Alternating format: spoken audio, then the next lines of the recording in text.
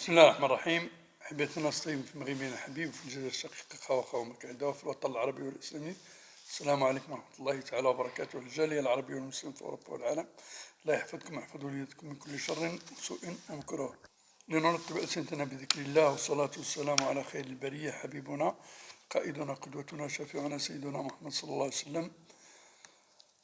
قلنا من الله جل وعلا تكونوا بخير وعلى خير صحة جيدة وظروف حسنة.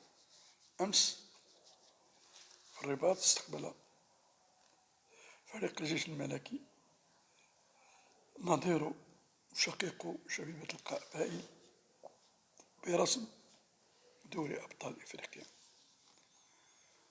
وقلنا بأن هذه المقابلة مصيرية لكلا الفريقين، لا تحتمل القسم على اثنين، على اعتبار أن تعادل نقطة واحدة لكلا الفريقين قد تبعدهما عن المنافسة للتأهل للدور الربع.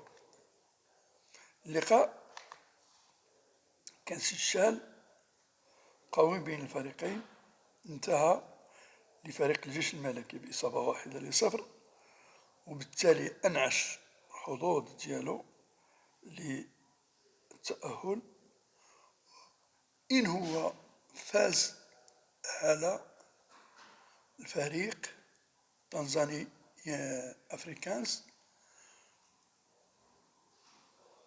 ويجيب على الأقل نقطة من القاهرة تضمن له الفوز. هنيئا للجيش الملكي، هاردك لشبيبة القبائل، بالتوفيق لكل الفرق العربية. والسلام عليكم ورحمة الله تعالى وبركاته.